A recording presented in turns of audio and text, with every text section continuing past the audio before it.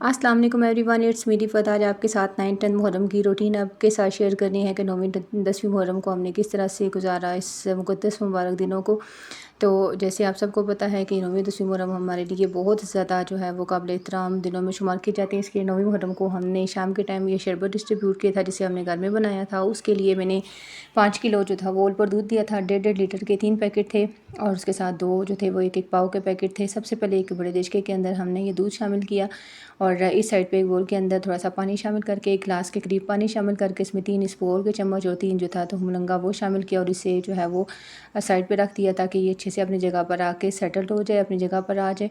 और इसको शामिल करने के बाद जब दूध में बॉयल आना शुरू हो गया तो उससे पहले जो है ना वो हमने इसमें कुछ इलायचियाँ थी वो शामिल की। इलायची को सेंटर से कट लगाकर शामिल किया और दूध में बॉयल आना शुरू हुआ तो उसमें तकरीबन 2 केजी के करीब चीनी थी वो मैंने इसमें शामिल की और दूध मैंने कुछ और भी बाद में इसमें जो है वो शामिल किया था। इस साइड पे हाफ़ कप रफ़ान जो कस्टर्ड है उसका हाफ़ पैकेट मैंने जो था वो उसको जो है वो शामिल किया। जब दूध को 4 से 5 मिनट अच्छे से उबलते हुए हो गए तो उसके बाद इसमें मैंने रफ़ान कस्टर्ड जो था वो शामिल किया था। ये कस्टर्ड नहीं बनाना था, लेकिन कस्टर्ड शामिल करने से ये था कि जो दूध था उसमें थोड़ी सी थिकनेस आने जानी थी और वो थोड़ा मज़े का हो जाना था।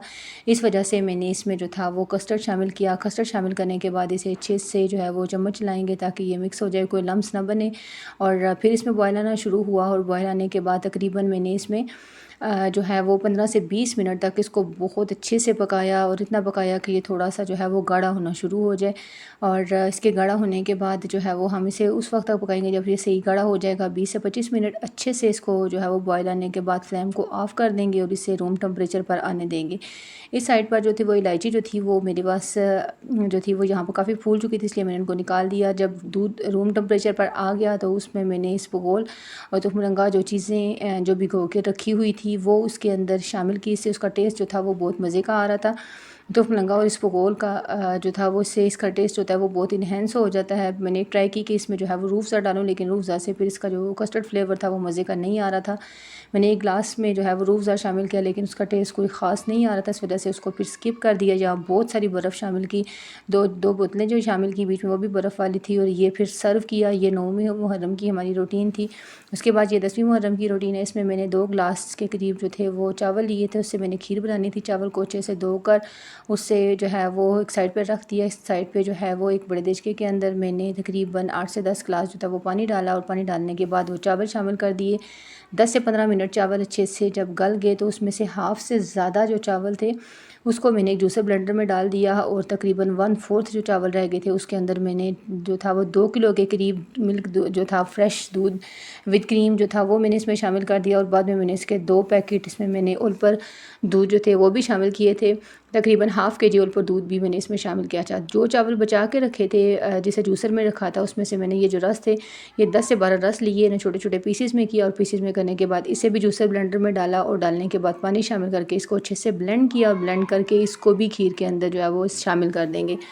जब यहाँ पर इसको खीर में शामिल करेंगे और शामिल करने के बाद इसकी अब अच्छे से मिक्सिंग करेंगे और मिक्सिंग करने के बाद इसे उस वक्त तक पकाएंगे जब तक इसमें बॉयल आना शुरू हो जाए। यहाँ पर फ्लेम थोड़ी सी तेज़ रखिए और तेज़ रखने के बाद जो है वो यहाँ पर हमने इसको अच्छे से पकाना है।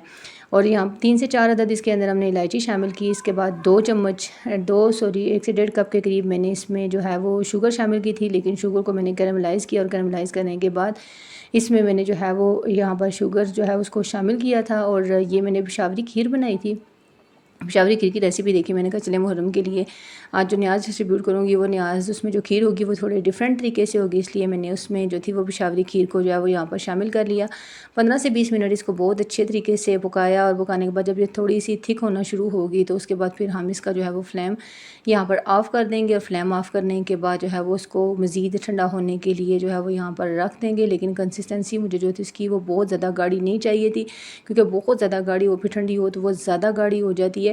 इसलिए फिर जो है वो इसको तकरीबन 15 से 20 मिनट अच्छे से पकाने के बाद इसको ठंडा करने के लिए रख दिया। इस साइड पे हमने घर में ख़ुद ही कुरान ख़वानी की और कुरान ख़वानी करने के बाद जो थी उसके बाद हमने जो है वो जो खीर थी हमारी वो ठंडी हो चुकी थी, उसमें से एक प्लेट निकाली और सब ने घर वालों ने मिलकर, मैंने और बच्चों ने जो थी वो दुआ की। और दुआ करने के बाद फिर जो इसका ख़त्म दिलवाया, और ख़त्म दिलवाने के बाद हमारी ये जो खीर थी इससे मैंने जो थे वो छोटी छोटी जो प्लेट्स थी उसमें डिश आउट किया, और फिर हमने इससे डिफरेंट घरों में जो हमारे इर्द गिर्द के करीब थे उन्हें वहाँ पर उसको बांटा भी।